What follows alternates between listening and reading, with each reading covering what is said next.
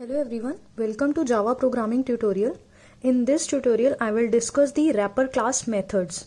Okay, so in the previous video, I have told you about the wrapper class introduction. So basically, मैं brief कर देती हूँ wrapper classes क्यों हम use करते हैं, क्योंकि Java 99% object oriented होता है and to make it 100% object oriented, वो 1% objects नहीं होते. वो कौन से होते हैं? Primitive data types, यानी कि integer, float, char, ये सब objects नहीं है. इनको भी हम, अब आप अपना डेटा रख रहे हो इंट ए इक्वल टू 2 से सपोज, तो आप अपने डेटा को रैप कर सकते हो एक ऑब्जेक्ट के अंदर. मतलब अब आप अपना इंट ए इक्वल टू 2 को ऑब्जेक्ट बना सकते हो.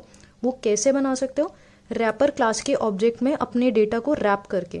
तो मैंने आपको अभी लास्ट लेक्चर में बताया था. If you haven't watch my previous video, please watch my previous video. So wrapper classes basically wraps primitive value into a wrapper object. ठीक है, तो हर एक प्रिमिटिव डेटा टाइप के कॉरस्पॉन्डिंग रैपर क्लासेस होती हैं. ये सब रैपर क्लासेस हैं और हर एक प्रिमिटिव डेटा टाइप के कॉरस्पॉन्डिंग ये क्लासेस हैं. ठीक है, तो ये सब मैंने प्रीवियस वीडियो में डिस्कस किया था. Now in this tutorial I will discuss the wrapper classes methods. ठीक है, जैसे कि मैं अभी इस ट्यूटोरियल में सिर्फ इंटीजर क्लास के मेथड्स को डिस्कस करूंगी. बाकी सारे क्लासेस के अंदर कुछ कुछ मेथड्स होते हैं. सो इस वाले में हम इंटीजर क्लास के मेथड्स को डिस्कस करेंगे. So we have predefined class. ठीक है, तो predefined class already Java ने बना रखी है. और ये किस पैकेज में होती हैं ये सारी क्लासेस?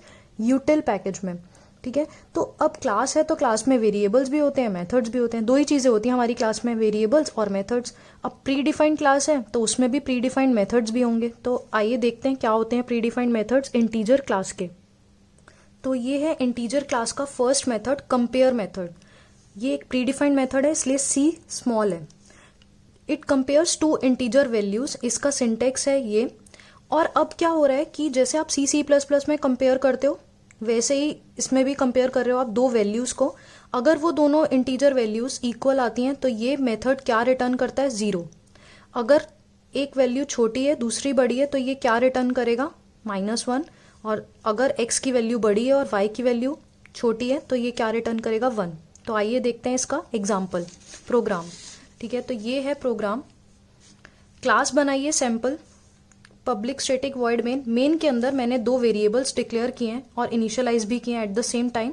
x की वैल्यू 10 है, y की वैल्यू 20 है. अब हमने यहाँ पर रैपर क्लास मेथड जो कि इंटीजर क्लास का है उसको कॉल किया है.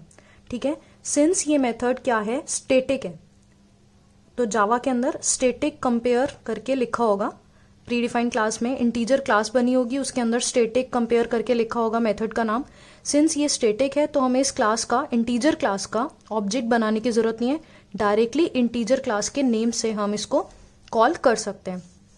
तो मैंने इसको कॉल किया इस तरह से, इंटीजर डॉट कंपेयर. ठीक है, ये इसका सिंटेक्स है. दो वैल्यूज आपको इंटीजर पास करनी है. मैंने पास करी x और y. x की वैल्यू है 10 और y की वैल्यू है 20. ठीक है, और ये एक स्टेटिक है इसलिए मैंने इसको क्लास नेम से कॉल किया और क्लास का नाम क्या है? इंटीजर. ये प्रीडिफाइंड क्लास है, ये प्रीडिफाइंड मेथड है. ये मेथड स्टेटिक है इसलिए क्लास के नेम से इसको कॉल किया. जैसे ही इस मेथड को कॉल किया, इस मेथड का काम क्या है? इसकी कोडिंग ऑलरेडी हुई हुई है, जावा ने की हुई है. इस मेथड का काम है इन दोनों को कंपेयर करेगा ये. अब कंपेयर कैसे करेगा? ये x है, ये y है, तो कौन सा छोटा है? 10 छोटा है, यानी कि ये. ठीक है, x is less than y. ये क्या रिटर्न करेगा वैल्यू? ये है 10 is less than 20. So this condition. तो ये क्या रिटर्न करेगा? मेथड -1 रिटर्न करेगा. तो जो भी ये रिटर्न करेगा वो इंटीजर वैल्यू है, तो हमें उसको स्टोर कराना पड़ेगा किसी इंटीजर में ही. तो z के अंदर क्या वैल्यू आ गई? -1. तो इसका आउटपुट क्या आ जाएगा? -1 इसका आउटपुट होगा. ठीक है, तो ये है compare method. Now the second method is sum method. It will return the sum of the two integers. ये इसका सिंटेक्स है. इसी तरह से मैंने दो वेरिएबल्स लिए अगेन 10 एंड 20. सिंस सम भी स्टेटिक मेथड है तो इसको भी हम क्लास नेम से ही कॉल कर सकते हैं, इंटीजर डॉट सम. ये दोनों वैल्यूज पास करी 10 और 20. जब ये दोनों कॉल करी तो ये क्या करके देगा? इसकी कोडिंग में क्या लिखा होगा पहले से ही? 10 और 20 को ऐड कर दो, सम कर दो. और सम करके कहाँ रिटर्न होगा? किसी इंटीजर वेरिएबल में ही स्टोर करवाना पड़ेगा. तो z के अंदर वो स्टोर हो गया. 10 + 20 दैट इज 30. तो इसका आउटपुट क्या आएगा? 30 आउटपुट आएगा. हमने प्रिंट करवा दिया z को. z के अंदर वैल्यू है 30. अब एक तरीका तो है कि आपने इसको ऐसे डिक्लेयर किया int x equal to 10, int y equal to 20, और एक तरीका ये भी है सम, ये सेम फंक्शन है, सेम प्रोग्राम है, सम मेथड ही कॉल कर रहे हैं हम इसमें भी, लेकिन आप अपने डेटा को रैप भी कर सकते हो ऑब्जेक्ट के अंदर इस तरह से। इंटीजर प्रीडिफाइंड क्लास है wrapper class, x equal to new integer 10। तो एक तरीका ये भी है, आप इसमें क्या कर रहे हो, आप अपने डेटा को रैप कर रहे हो ऑब्जेक्ट में, ठीक है। और इस वाले में क्या था, आप नॉर्मल यूज कर रहे हो, सो यहाँ पर आपके ये ऑब्जेक्ट्स ट्रीट होंगे, ठीक है। तो आप इस तरह से भी प्रोग्राम बना सकते हो और इस तरह से भी बना सकते हो, ठीक है। Next is parse int.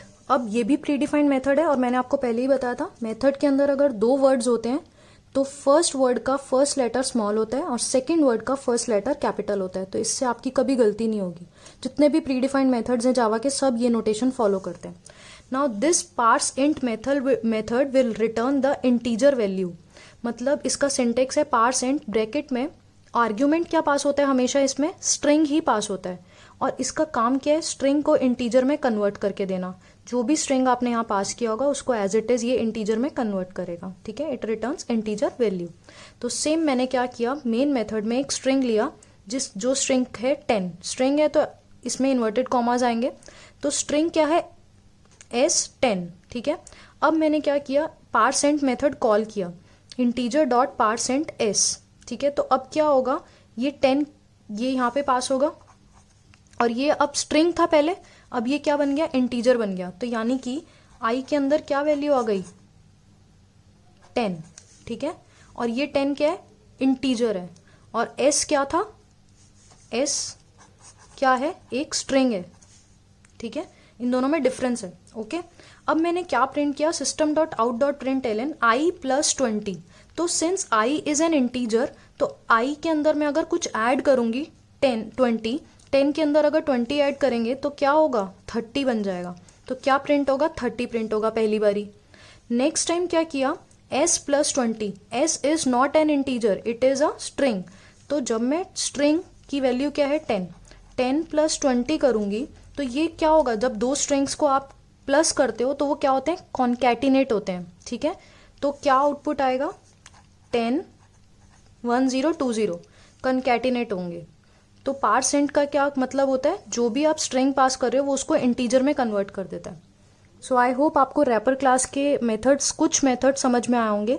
सो ये एक छोटा सा एग्जांपल का वीडियो था जिसमें मैंने सिर्फ इंटीजर क्लास के मेथड्स को ही बताया था।